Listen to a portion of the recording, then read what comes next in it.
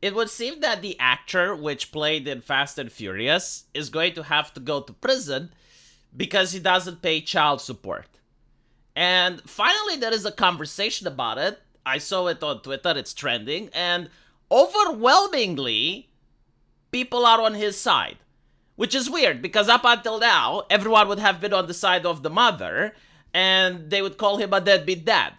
But when you look at the actual situation, it seems that the divorce wasn't due to domestic abuse or anything. It's just they got bored of the relationship.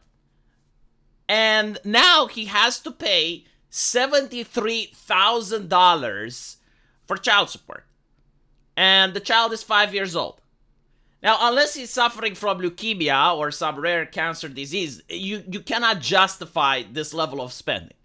Like, there is no way. Like, if you have a child in your care, which is 5 years old, and someone gives you $73,000, but the caveat is that you only have to spend it on the child, I think it would take you years until you can spend just for the kid $73,000. Like, this would be justified if he was 18 and he wanted to go to college, or if he wanted to attend some expensive private school. But other than that, there is no justification. And finally, people are blaming the legal system, and they're blaming the way that society functions, because this is absurd. And I kind of understand where people are coming from. Like, for instance, during COVID, in my country, the government decided to give a $2,000 grant to certain companies that met the criteria. Because the idea was like, okay, well, the government is shutting down the economic sector. They're telling people to stay home and stay safe. So now they're going to pay you for damages. They're going to pay you so that you can stay afloat and not go bankrupt. And they will give you a $2,000 check. But the caveat was that you had to prove to the government that every single penny out of that check went to your company. You had to cut receipts. You had to prove that all the money that you got went into your company. And if by the end of the year you had anything extra, if by the end of the year you even had like $1 left into your bank account, you had to give it back to the government. So this is how the government acts when it gives money to people, and it makes sense, right? Why can't it act the same when a father has to pay child support? Why doesn't the mother have to prove that everything that she purchases with the money from child support goes for the child by showing receipts? Why is it so difficult? And if there's anything extra by the end of the month, she has to give it back. Like, that would be a fair system. That would be an equitable system. It would be a system that actually has justice. Because, yeah, it makes sense. You know, there's two people that are required to conceive a child. And the father should also pay for the child, regardless if he divorced the mother or not. Yeah, it makes perfect sense. But why can't we have receipts? Like, what's to stop the woman who's getting $73,000 for taking a trip to Bahamas with her new boyfriend, and she can even pay for everything if she wants, and the child just gets the bare minimum? What's to stop her from doing that? Is there anything legally preventing her from doing that? And this is why people are upset, and this is why people are finally talking about it. Especially pointing out how men already have the short end of the stick when it comes to relationships, right? Like, we're championing equality, we're promoting equality. But when it comes to human relationships, it seems that the men don't have the same equality. Like, for instance, let's say that the woman gets pregnant. Now, what happens if she wants to get an abortion, but the man wants to keep the child? Well, she's going to have the abortion, right?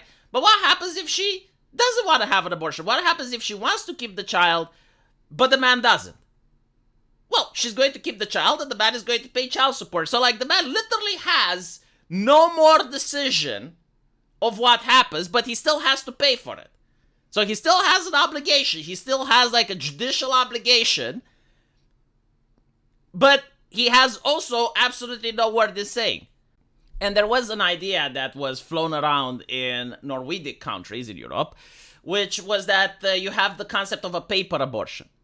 So if the father wants, he could renounce his paternity rights, so he has no more rights towards that child, but he also doesn't have to pay child support. And of course, the feminists were the ones that were livid. You know, the people championing equality, they thought, well, that's too much equality. Way too much equality. Not good.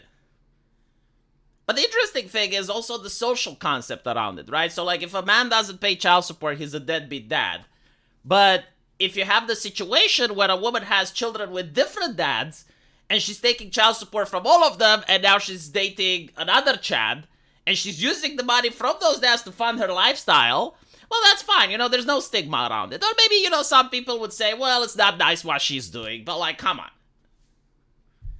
And it's absolutely ridiculous, especially when I know cases, I know people who grew up in a family where they only had a mother, and they weren't getting any toys, they weren't getting any new clothes, they weren't getting any nice trips, while the mother was taking the money from the father, and she was the one that was buying herself new clothes, she was the one that was buying herself cool stuff.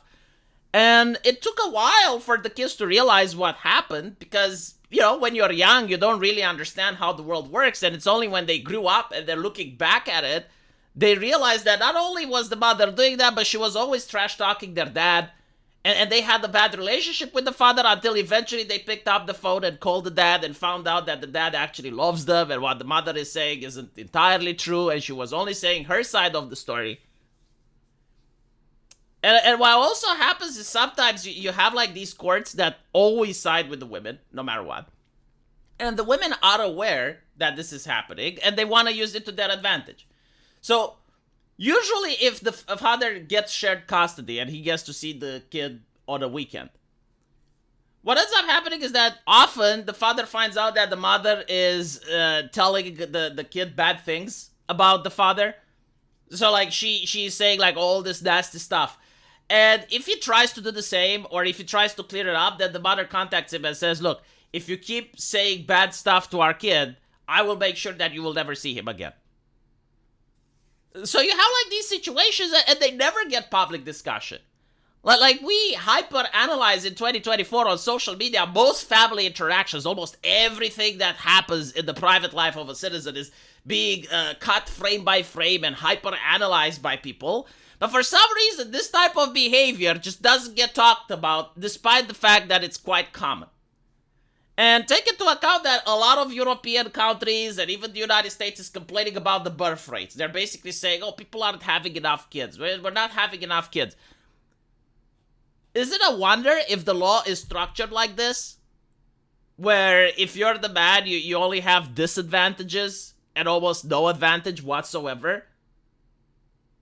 But I guess it's okay, you know, because the politicians have found a new way for humans to reproduce. Like, what we knew up until now is inherently wrong and incorrect.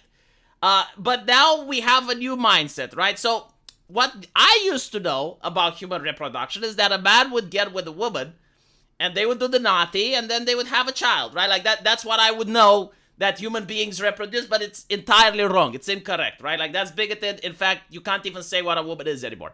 The correct way for human reproduction is to vote left-wing parties, like the Democrats, who will open the border and will allow immigrants to come in, and that's how the nation replenishes itself. That's how you get human reproduction nowadays.